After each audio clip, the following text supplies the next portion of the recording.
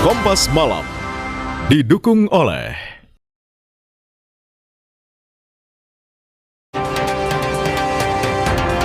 Tim SAR menemukan satu jenazah korban tenggelamnya KM Nurul Salsa yang tenggelam di perairan Selayar, Sulawesi Selatan.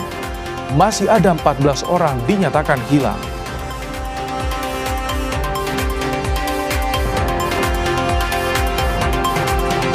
Mangkir alasan sakit, Kejaksaan Agung jadwalkan ulang pemeriksaan ex-Jampitsus Febri Adriansyah esok.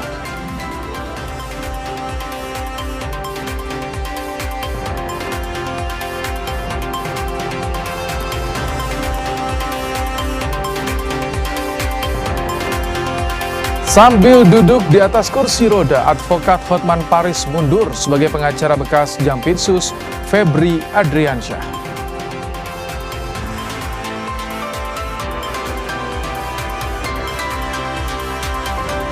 Konflik AS-Iran memanas. Donald Trump mengaku AS tak butuh Selat Hormuz lantaran punya produksi minyak sangat besar.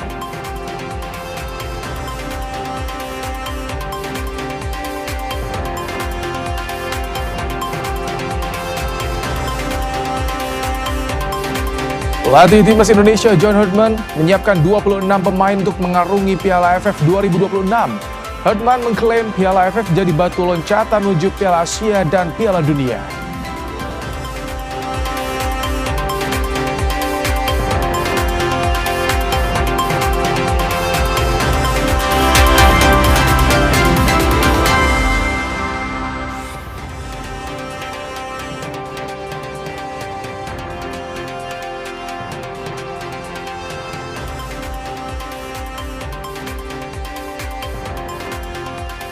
Halo, selamat malam saudara, disiarkan langsung dari studio Newsroom Kompas TV. Kompas Malam kembali hadir ke hadapan Anda bersama saya Rahmat Ibrahim. Langsung saja kita simak informasi pertama di Kompas Malam hari ini saudara.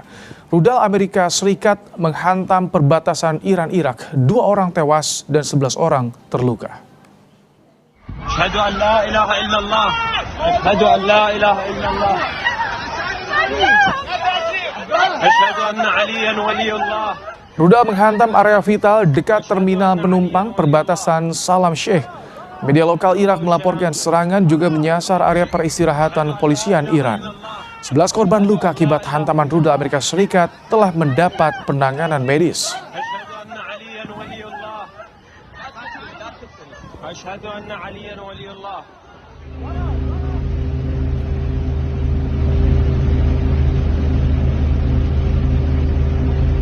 Sebuah kapal Arab Saudi terbakar diserang Yaman. Serangan terjadi usai Arab Saudi dituduh melanggar keputusan larangan navigasi maritim. Kelompok militan Hutsi di Yaman mengaku menyerang 2 kapal tanker Arab Saudi yang berlayar di Laut Merah.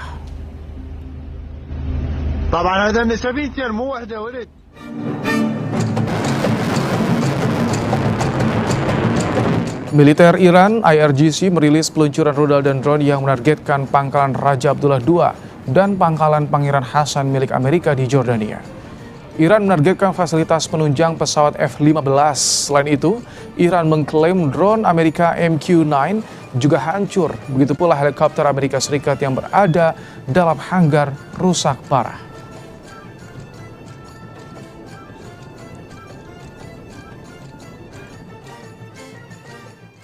Kita ke informasi dalam negeri saudara. Tim SAR menemukan satu jenazah korban tenggelamnya KM Nurul Salsa.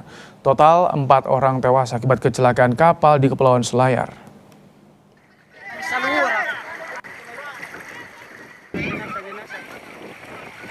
Korban ditemukan terdampar di pinggir pantai Pulau Matalaang, Sulawesi Selatan. Tim SAR selanjutnya mengevakuasi jenazah untuk proses identifikasi. Hingga kini 14 orang masih dinyatakan hilang usai KM Nurul Salsa tenggelam pada Rabu lalu di perairan Selayar, Sulawesi Selatan.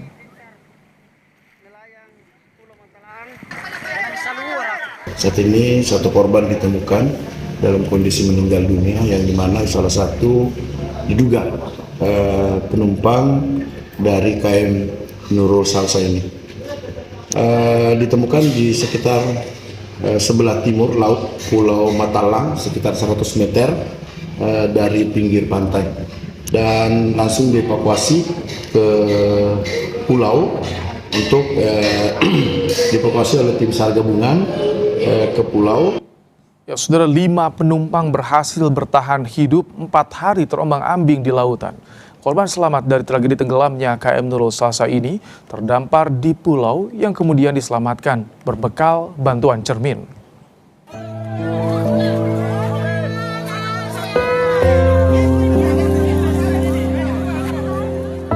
Tak pernah terlintas di benak penumpang KM Nurul Salsa, kapal yang mereka tumpangi tenggelam di tengah perairan Selayar.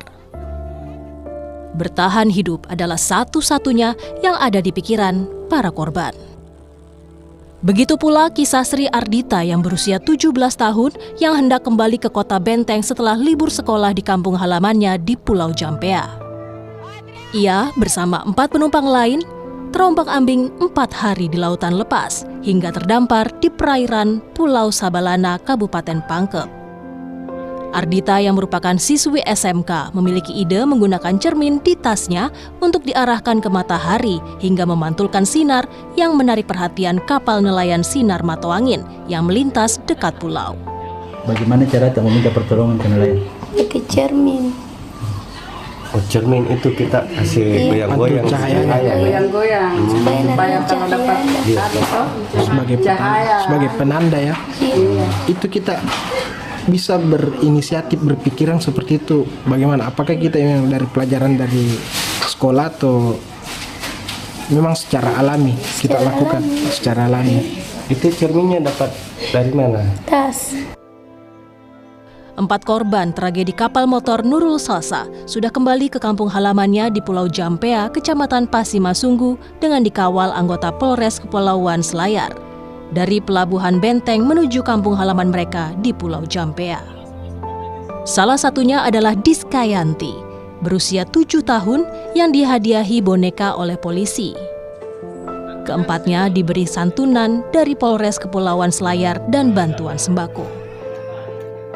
Memasuki hari ke-9 pencarian, 15 korban kapal motor Nurul Salsa masih dicari. Tim SAR gabungan menyisir perairan sebelah barat sekitar Pulau Sabalana dan Pulau Tak Berpenghuni, Kabupaten Pangkep. Afriansah Lahia, Kompas TV, Selayar, Sulawesi Selatan. Saudara, untuk mengetahui lebih lengkap soal pencarian korban tenggelamnya KM Nurul Salsa, sudah bergabung bersama kami Andi Sultan, Kasih Ops Basarnas Makassar. Selamat malam, Pak Andi. Selamat malam, Bang. Pak Andi, jadi bagaimana upaya pencarian sepanjang hari ini? Apa saja catatannya dari tim SAR? Ya, untuk hari ini memang tadi KM Pacitan dan bersama warga di sana di pulau memang stand-by-nya di wilayah tersebut. Sudah 2 malam Lego Jangkar di sana sembari menyisir pulau-pulau yang di sana.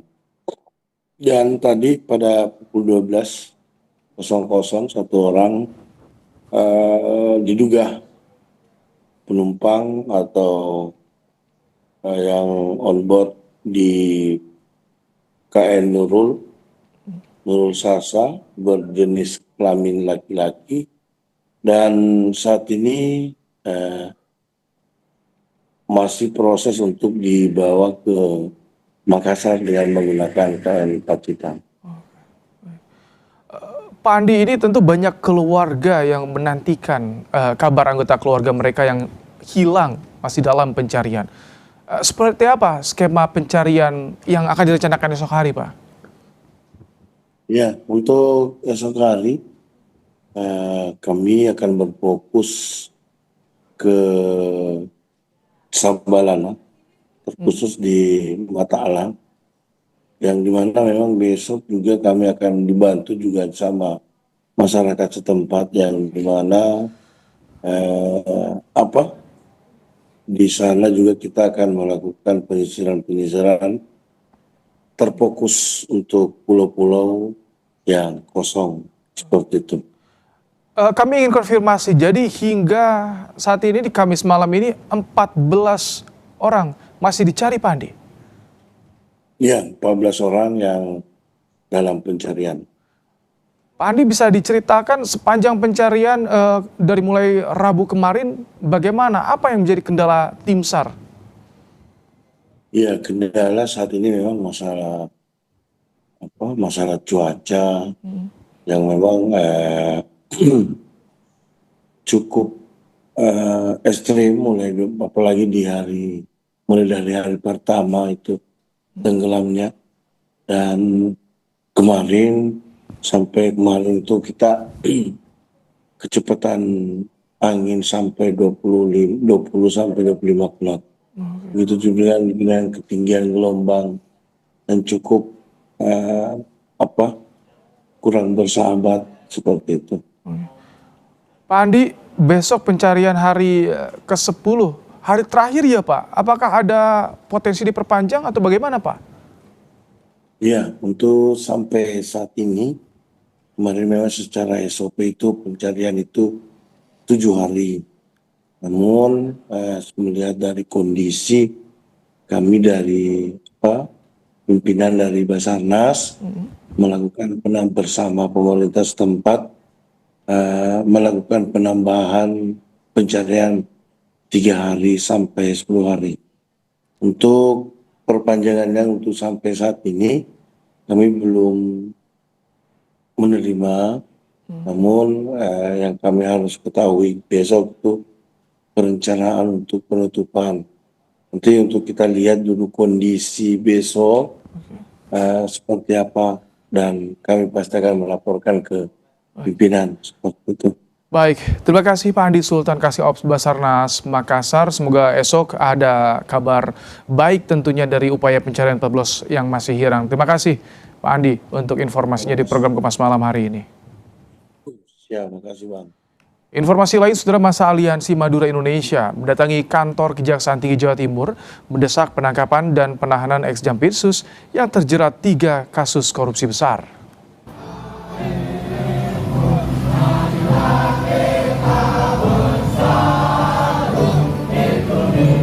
Masa membakar ban bekas sambil menyerukan penahanan ex-Jampitsus. Masa juga mempertanyakan lambatnya penanganan perkara pada kasus dugaan korupsi yang menjerat ex-Jampitsus.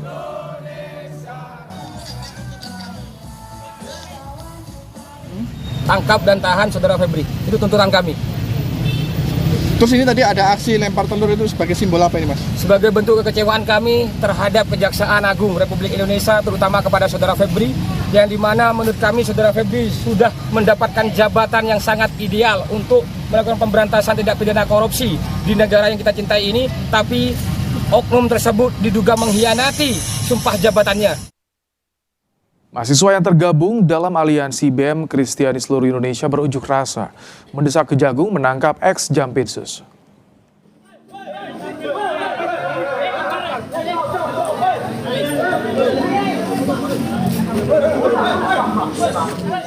Aksi saling dorong antara mahasiswa dan polisi tak terhindarkan saat massa berupaya masuk ke dalam gedung Kejaksaan Agung pada Kamis sore. Mahasiswa ingin menemui langsung Jaksa Agung meminta transparansi dan progres kasus ex-Jampitsus.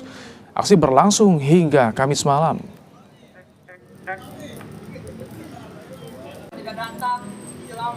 Meminta kejelasan dari pihak Kejaksaan Agung terkait kasus dari Febri Ardiansyah yang saat ini mungkin banyak teman-teman perjuangan juga turun aksi di depan Kejaksaan Agung untuk menuntut tangkap dan adili Febri Ardiansyah. Saudara, pengacara Hotman Paris Hutapea menyatakan mundur sebagai pengacara ex-Jampitsus yang terjerat 3 kasus korupsi besar.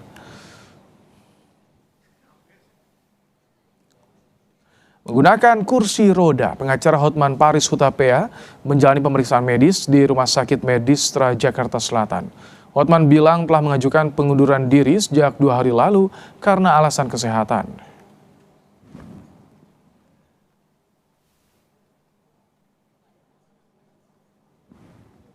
Melalui akun Instagramnya, Hotman Paris Hutapea sempat membagikan momen saat dirinya menjalani perawatan di Singapura.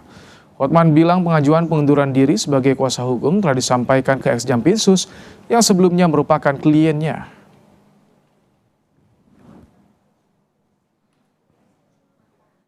Bisa parah, ya udah saya sudah memberitahukan beliau bahwa saya mengundurkan diri sebagai pengacara dari Bapak Febri dalam kasus tersangka di Kejaksaan Agung. 2 hari mengabari beliau, ya tapi beliau mengatakan harinya yang tepat dia coba pikirin. Tapi kalau begini gue nggak bisa lagi karena dokter Singapura pun sudah marah-marah. Kejagung akan melakukan pemanggilan ulang 2 saksi kasus tindak pidana pencucian uang atau TPPU dengan barang bukti emas 74 kg dan valuta asing pada Jumat 24 Juli 2026. Sebelumnya, saudara, penyidik sudah memanggil 4 orang saksi, yakni FA, DR, NH, dan TS pada Rabu 22 Juli 2026. Namun FA tidak hadir karena alasan kesehatan, sedangkan NH tidak hadir tanpa pemberitahuan.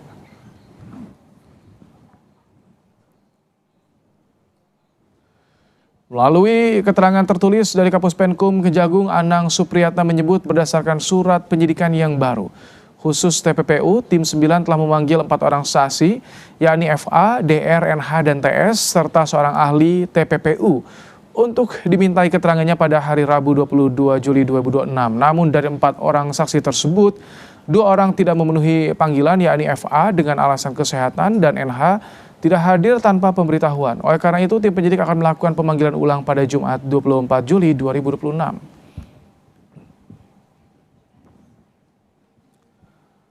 Saudara, Presiden Prabowo Subianto sudah menaikkan keputusan Presiden yang menunjuk Kuntadi sebagai Jaksa Agung Muda Tindak Pidana Khusus atau Jampitsus menggantikan Febri Ardiansyah. Menteri Sekretaris Negara Prasetyo Hadi mengatakan alasan penunjukan Kuntadi berdasarkan usulan dari Jaksa Agung Sanitiar Burhanuddin. Kuntadi selama ini dikenal sebagai jaksa karir yang pernah menangani korupsi tata niaga timah dan pengadaan infrastruktur BTS Kominfo. Sebelum ditunjuk menjadi Jampitsus, Kuntadi menjabat Kepala Badan Pemulihan Aset Kejaksaan Agung sejak 20 November 2025. Ini adalah, tapi ini salin ini salinannya. Ya, jadi beberapa pejabat yang masuk di dalam kepres tersebut adalah atas nama yang pertama Dr. Asep Nana Mulyana, SH MHum, selaku Wakil Jaksa Agung. Kemudian Dr. Leonard Eben Ezer Simanjuntak, SH MH, selaku Jaksa Agung Muda Tindak Pidana Umum. Kemudian Dr. Kuntadi, SH MH, selaku Jaksa Agung Muda Tindak Pidana Khusus. Konflik AS-Iran memanas. Donald Trump mengaku AS tak butuh Selat Hormuz lantaran punya produksi minyak yang sangat besar. Kompas Malam segera kembali.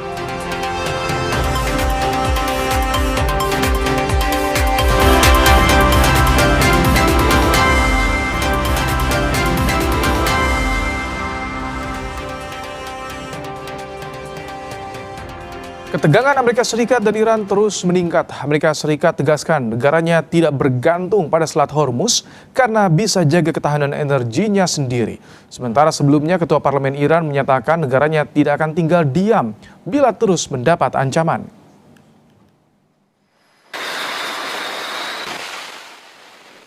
Bara konflik Amerika Serikat dan Iran kian memanas. Presiden Amerika Serikat Donald Trump menyebut Iran akan membayar mahal atas ketegangan yang masih berkecamuk. Trump bahkan sampai mengancam tidak butuh Selat Hormuz. Also, Venezuela is doing better than they've ever done before too. The big oil companies are going in and they're signing up. We have Chris Wright working on it, Doug Burgum working on it, Scott is working on them, and it's been incredible actually. It's got serious oil.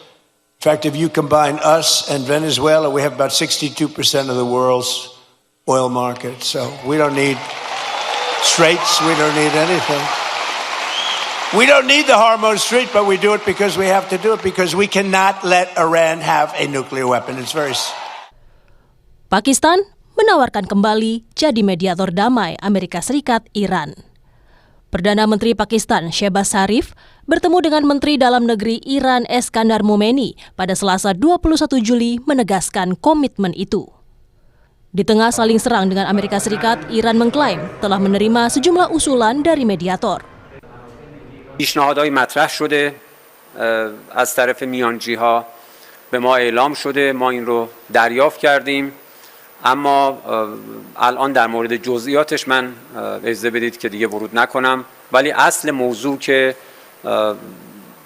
در این روزها هم دستگاه دیپلماسی فعال بوده و هم ایده هایی از طرف برخی از میانجی ها به ما واصل شده بله تایید میشه.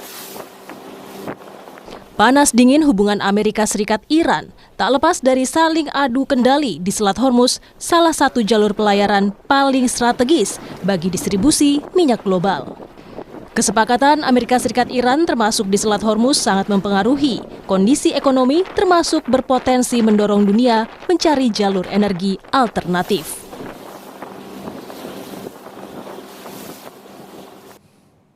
Amerika Serikat membuat pernyataan baru dengan menyatakan tidak membutuhkan Selat Hormuz. Padahal selama ini salah satu yang memicu ketegangan dengan Iran adalah ditutupnya Selat Hormuz oleh Iran.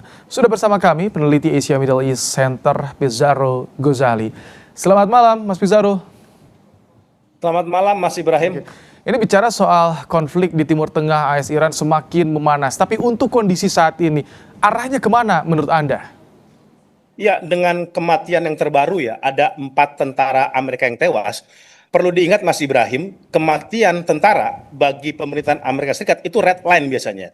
Itu garis merah yang akan membuat Amerika Serikat akan meningkatkan intensitas serangannya kepada Iran ya. Apalagi ini belum tentu jumlahnya hanya berhenti di 4. Jika kita melihat Iran terus membombardir wilayah Kuwait, wilayah Jordan dan Bahrain dan berhasil membunuh tentara Amerika Serikat, ini tandanya Amerika Serikat itu pertahanan udaranya itu udah jebol sama Iran.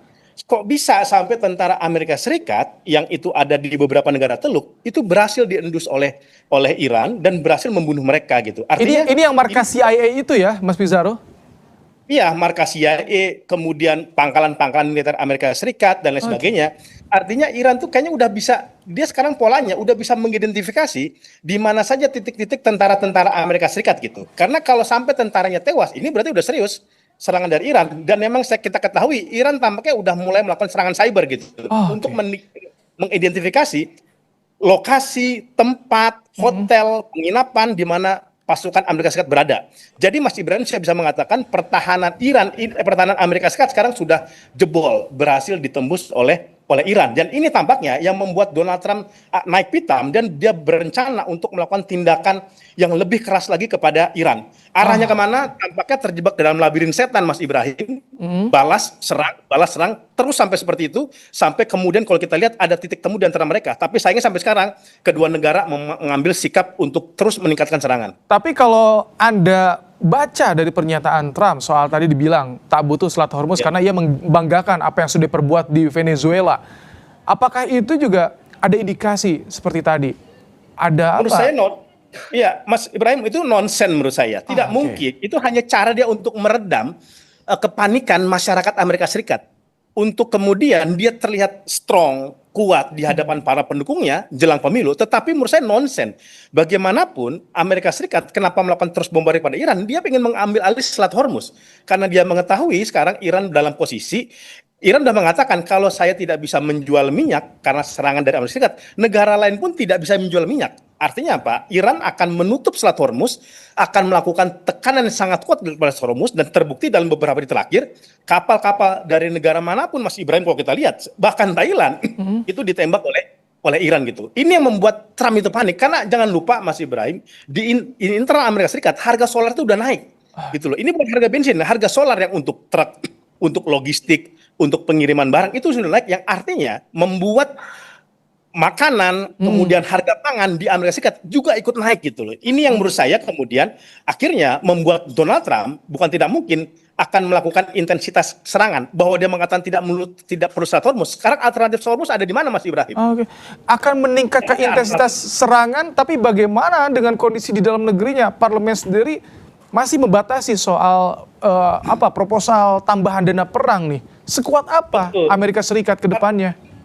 Itu dia, makanya Mas Ibrahim rencananya Direktur Mossad ini sudah bertemu dengan Direktur CIA. Udah ada pertemuan. Kemungkinan Amerika Serikat dan Israel kembali berkoalisi untuk melakukan serangan kepada Iran. Seperti itu. Ini menurut saya strategi alternatif yang akan dimainkan oleh Donald Trump tanpa kemudian hanya menjorokkan Amerika Serikat yang berhadapan dengan Iran, dan dia bisa mengaktifkan Israel untuk melakukan serangan dan invasi kepada Iran. Joint operation Apalagi lagi akan dilakukan ya? Joint operation seperti yang di awal kemungkinan Maret. akan seperti itu. Oke. Nah, kemungkinan seperti itu karena negara-negara Teluk tidak bisa diandalkan Mas Ibrahim untuk melakukan serangan kepada Iran. Apakah ini akan memperuncing konflik karena kita tahu proksi Iran sudah mulai pada bangun, Houthi, Hizbullah ini sudah mulai pada bersatu mereka menyerang sekutu AS di Timur Tengah nih.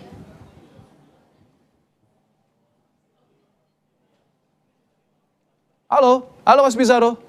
Betul, memang arahnya ke sana gitu. Karena apa? Arahnya akan ke sana Mas Ibrahim karena Presiden Iran sudah mengatakan kami akan melakukan serangan yang lebih ofensif, lebih mematikan kepada Amerika Serikat, dan itu tidak mungkin dilakukan hanya dengan Iran, tapi juga mereka akan mengaktifkan sel-sel proksi yang ada di Yaman, yang ada di Libanon, yang ada di Irak. Makanya Perdana Menteri Irak berencana bertemu dengan Menteri Presiden Teheran ini. Karena Irak juga takut ke bawah-bawah ini, Mas Ibrahim sekarang dalam eskalasi perang. Karena kan ada pemikiran serangan invasi darat yang akan dilakukan Amerika Serikat, kita tidak tahu kapan, mungkin setelah pemilu, itu pintu masuknya bisa dilakukan melalui Irak kayak gitu. Artinya saya kira proksi-proksi Iran sekarang semua sedang berjaga-jaga, bersiap, bahkan Houthi sudah menembak kapal Saudi yang mencoba masuk melalui Laut Merah. Baik. Kalau Anda melihat bagaimana dengan upaya yang dilakukan oleh Pakistan sejauh ini? Sudah ada perwakilan dari Iran yang berbicara langsung dengan Pakistan juga? Iya, Pakistan udah sangat berusaha maksimal ya Mas Ibrahim untuk coba menengahi masalah ini. Tetapi problematikanya kedua negara sudah kehilangan trust-nya untuk masuk ke meja perundingan. Iran sudah mengatakan dia menarik diri dari MOU, dia sudah dikhianati 3 kali, perjanjian Swiss, perjanjian Oman, dan yang terbaru perjanjian Islamabad. Amerika juga tampaknya juga sama. Dia mengatakan Donald Trump gencatan senjata sudah selesai, apalagi ditambah ada 4 pasukan yang terbaru tewas, maka sudah tidak terjadi kepercayaan di antara mereka. Maka caranya untuk bagaimana masuk meja perundingan berarti diplomasi Pakistan harus ditingkatkan lebih tinggi lagi tuh Mas Ibrahim untuk memastikan mereka. Dan perlu juga menurut saya ini kita melihat bahwa Rusia, Cina ini tampaknya menikmati pertarungan ini gitu. Karena Cina belajar betul bagaimana titik kelemahan Amerika Serikat dari perang yang berlangsung antara Amerika Serikat dan Iran. Baik, kita nanti bagaimana, terlebih jika memang ada diplomasi yang harus ditingkatkan oleh Pakistan agar perang di Timur Tengah ini bisa segera mereda. Terima kasih untuk ulasannya, peneliti Asia Middle East Center Pizarro Ghazali dalam program Kompas Malam hari ini. Usai jeda, saudara, kami kembali dengan informasi. Pelatih Timnas Indonesia John Herdman menyiapkan 26 pemain untuk mengarungi Piala AFF 2026. Herdman mengklaim Piala AFF jadi batu loncatan menuju Piala Asia dan Piala Dunia.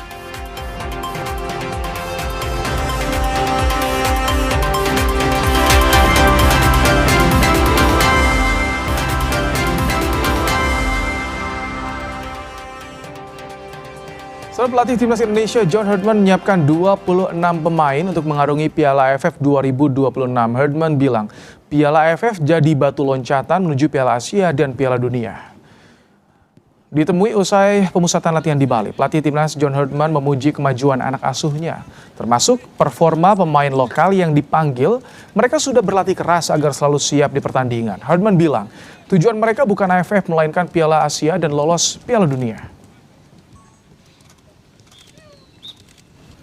To step up for AFC. I mean, our goal is to qualify for the World Cup.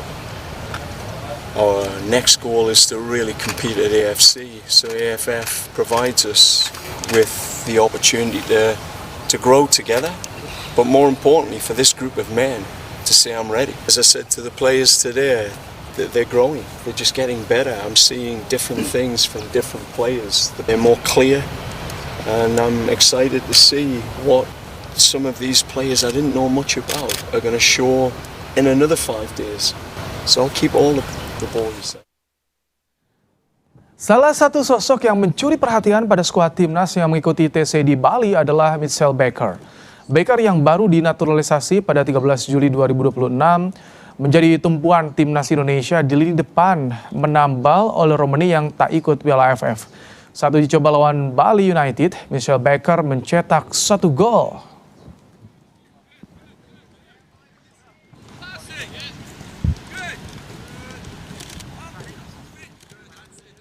Ya, dengan usia yang masih muda 19 tahun, Mitchell Baker memiliki rekam prestasi yang baik di kelompok umur. Di klubnya Northwood, saat usianya 15 tahun, ia total mampu cetak 141 gol. Saat di Liga Kampus di Amerika Serikat bersama Georgetown University, ia mampu mencetak 18 gol dan 7 assist. Baker memiliki postur menjulang, melewati Elkan Bagot, yakni 197 cm. Posisinya sebagai penyerang diharapkan jadi opsi Herdman yang masih sulit cari pemain nomor 9, pelapis Ole Romeni. Indonesia tergabung di Grup A Piala AFF 2026. Indonesia akan berhadapan dengan juara bertahan Vietnam, Singapura, Kamboja, dan Timor Leste. Pertandingan perdana timnas akan digelar di Stadion Pakansari Bogor pada Senin 27 Juli mendatang. Laga di Piala AFF ini tentu akan jadi pembuktian bagi seorang John Herdman apakah mampu mempersembahkan gelar AFF pertama kalinya untuk Indonesia. Membahas soal kekuatan timnas jelang Piala AFF 2026, kita sudah bersama dengan analis sepak bola Anton Sanjoyo. Selamat malam Bung Joy. Selamat malam Ibrahim. Bung Joy, ini belum rilis resmi siapa skuad yang dibawa, tapi Herdman bilang ada 26 pemain. Apakah ini kabar baik bagi Herdman yang kini jadi punya banyak opsi? Ya, kalau dia belum mengumumkan 26 pemain, menurut saya itu hal yang wajar aja. Karena kan deadline-nya juga belum sampai deadline gitu. Jadi dia masih punya waktu beberapa jam atau beberapa malam untuk memikirkan siapa yang akan dibawa ke 26 itu. Tapi bagaimanapun menurut saya dengan pernyataan dia dan dia lakukan betul-betul sesuai dengan faktanya, bahwa dia akan banyak memilih pemain-pemain yang berkompetisi di klub domestik ya.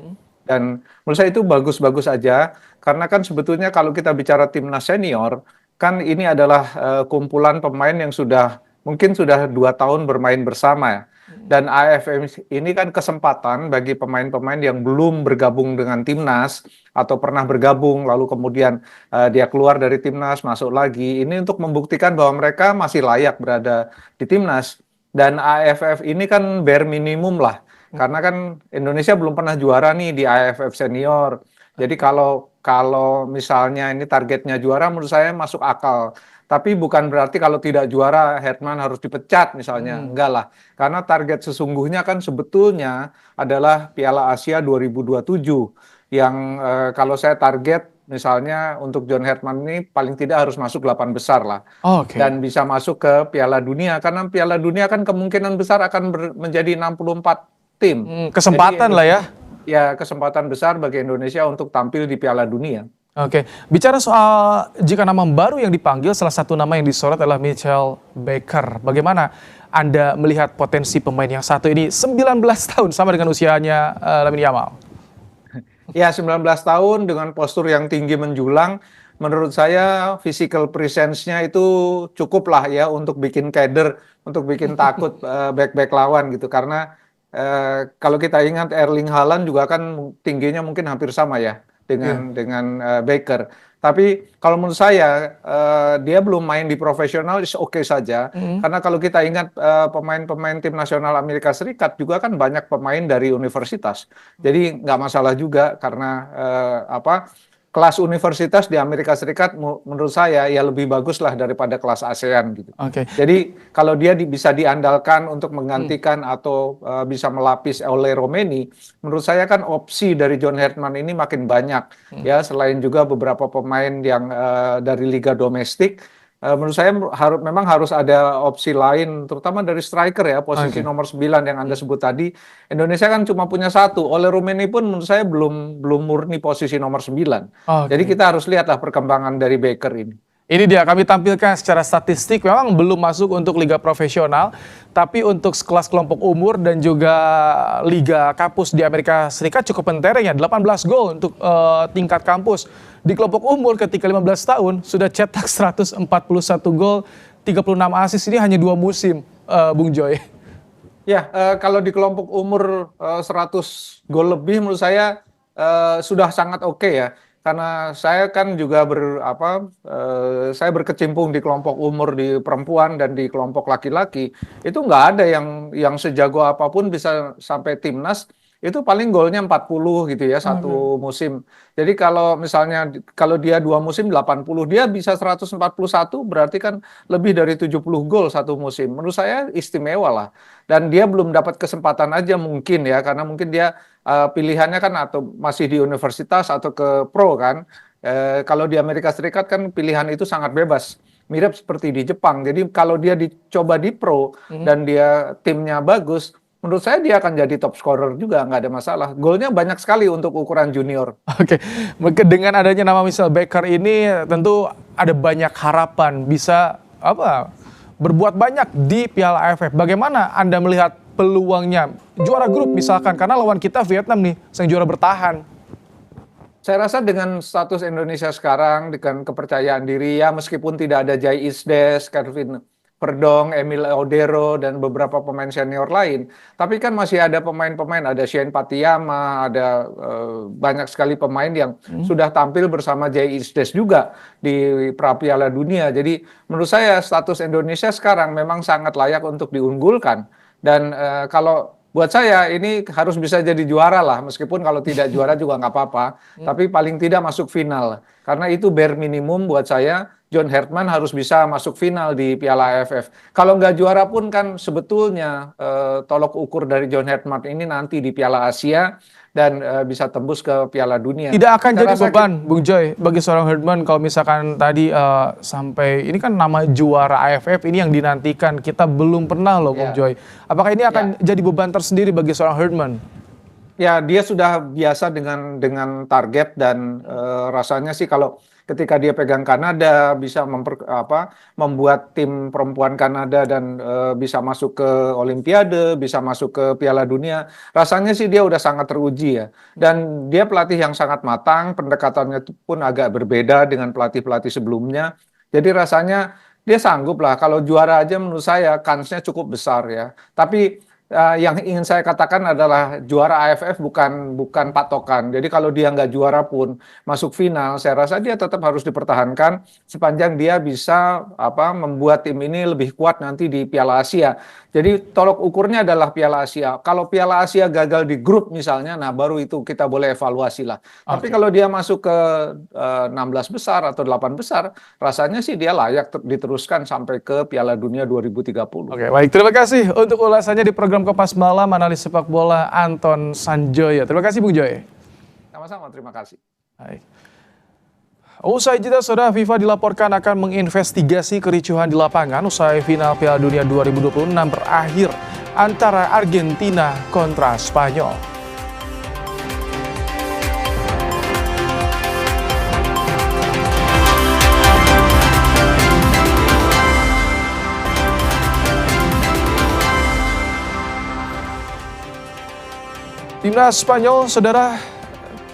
Timnas Spanyol kembali ke puncak peringkat FIFA usai menjadi juara Piala Dunia 2026. Sementara Argentina turun ke posisi kedua usai menjadi runner-up.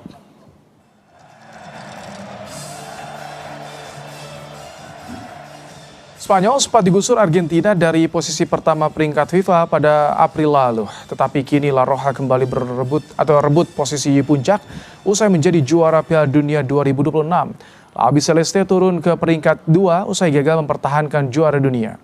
Prancis meski kalah di perebutan tempat ketiga Piala Dunia 2026 dari Inggris, Le Bleu masih nyaman huni posisi ketiga di ranking FIFA. Dan tim Tiga Singa tetap di urutan keempat. Berhasil naik satu peringkat ke-5, sementara Maroko menduduki peringkat terbarunya di posisi 6.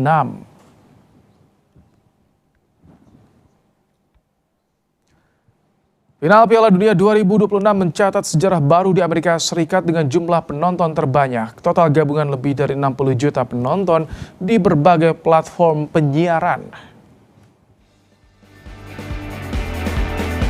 Fox merilis pertandingan final antara Spanyol kontra Argentina menarik 38,937 juta penonton, termasuk puncak penonton sebanyak 51,685 juta. Mencetak rekor sebagai siaran sepak bola berbahasa Inggris yang paling banyak ditonton dalam sejarah Amerika Serikat. Angka awal dari Telemundo untuk siaran berbahasa Spanyol memiliki total penonton sebanyak 22,6 juta, sehingga jumlah total penonton di AS mencapai lebih dari 60 juta. Pemain bintang seperti Lionel Messi, Kylian Mbappe, dan Erling Haaland menjadi nama tak asing lagi di Amerika Utara, sehingga rating tetap tinggi di AS, bahkan setelah tim Amerika Serikat tersingkir meskipun harga tiket mahal. Fox mencatat rata-rata 7,737 juta penonton untuk 104 siaran di Fox, FS1, dan Tubi, naik dari 3,588 juta pada 2022 dan 2,77 juta pada 2018. Meskipun angka penonton dari Nielsen memberikan gambaran tentang popularitas final Piala Dunia yang meluas, sulit untuk mengetahui berapa banyak orang yang benar-benar menonton, karena sebagian menonton pertandingan dalam kelompok seperti nonton bareng.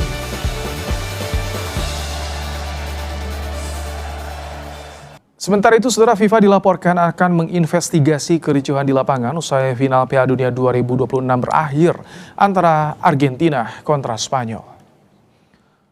FIFA memastikan akan menyelidiki insiden yang pecah usai peluit panjang dibunyikan di final Piala Dunia 2026 melalui komite disiplin.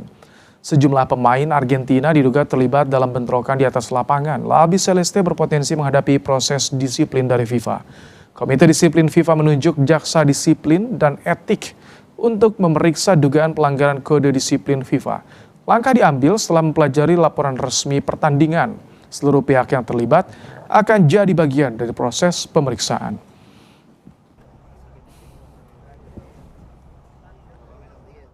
Pelatih timnas Argentina, Lionel Scaloni, secara tegas membantah isu konflik internal dalam tim. Scaloni justru memuji kekompakan tim dan membela pemainnya dari spekulasi miring yang beredar. Lionel Scaloni berbicara pada media saat tiba di lapangan latihan AFA di Buenos Aires. Pelatih berusia 48 tahun itu menanggapi rumor mundur dari jabatan pelatih. Ia akan mengevaluasi semuanya dan terpenting adalah timnas Argentina yang diklaim tetap kompak. Hal ini sekaligus menepis rumor adanya konflik internal dalam tim.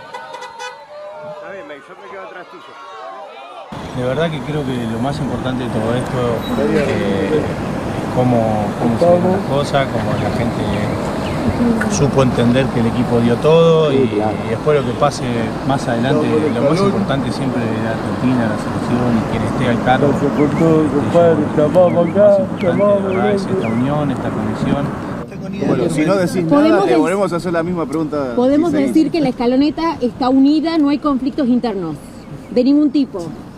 No puedo creer que me está preguntando. Gracias.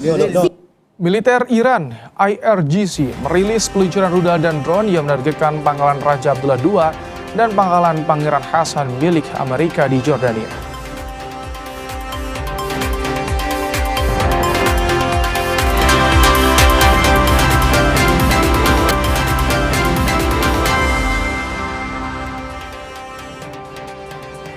Saudara, rudal Amerika Serikat menghantam perbatasan Iran-Irak. 2 orang tewas dan 11 orang terluka. Asyhadu an la ilaha illallah. Asyhadu an la ilaha illallah.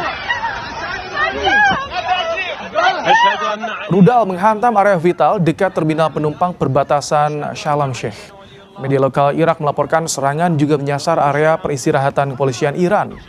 11 korban luka akibat hantaman rudal Amerika Serikat telah mendapat penanganan medis. أشهد أن عليا ولي الله أشهد أن عليا.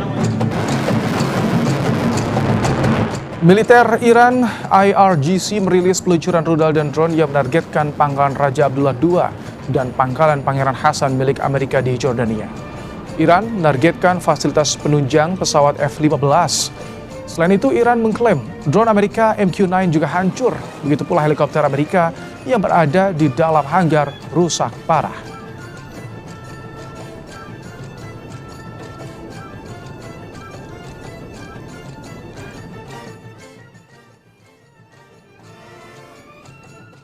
Kita ke informasi dalam negeri. Saudara, Menko Infrastruktur dan Pembangunan Kewilayahan Agus Harimurti Yudhoyono menyebut pertumbuhan ekonomi harus diimbangi keberlanjutan lingkungan. AHY bilang aspek ekonomi dan lingkungan harus jadi pondasi kesejahteraan. Pernyataan ini disampaikan AHY saat membuka acara KG Lestari World 2026. Ada 5 fokus utama yang tengah dijalankan Kemenko Infrastruktur dan Pembangunan Kewilayahan beserta 5 jajaran kementerian terkait. Fokus tersebut yaitu mendukung swasembada pangan, meningkatkan kualitas hidup masyarakat, memperkuat konektivitas nasional, mendorong pemerataan pembangunan wilayah hingga ketahanan lingkungan demi mewujudkan pembangunan berkelanjutan.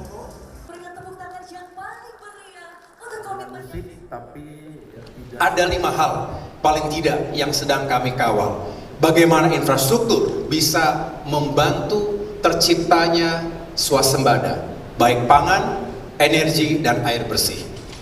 Bahwa Presiden Prabowo Subianto seringkali mengingatkan bangsa yang berdaulat diawali dengan ketahanan pangan, energi termasuk menuju energi baru dan terbarukan, dan air bersih. Mudah-mudahan kita bisa menjalankan ini secara bersamaan. Mengapa? Karena keberlanjutan lingkungan tentu bukan lagi pilihan dan tidak boleh lagi hanya menjadi isu pinggiran. Ini harus menjadi mainstream dalam pengambilan kebijakan di semua tingkatan. Setelah sebuah sepeda motor ludes terbakar saat melintas di Jalan Nginden, Surabaya pada Kamis siang. Kebakaran diduga akibat percikan api dari busi yang menyambar selang bensin.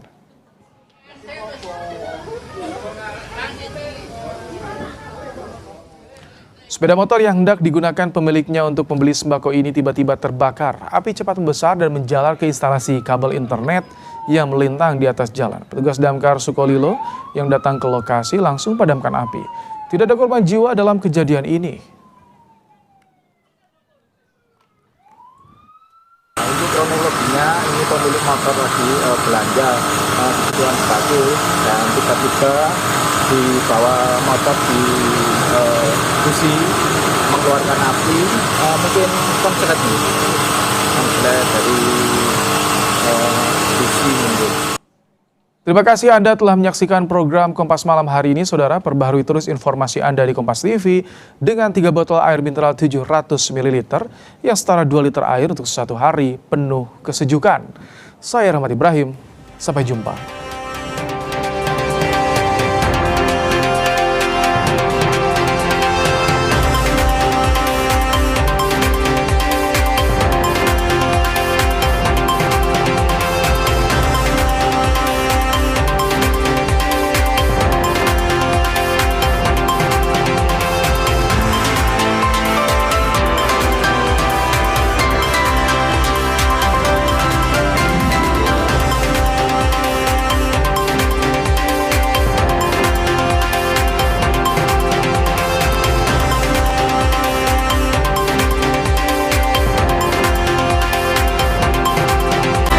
Terima kasih Anda telah menyaksikan Kompas Malam.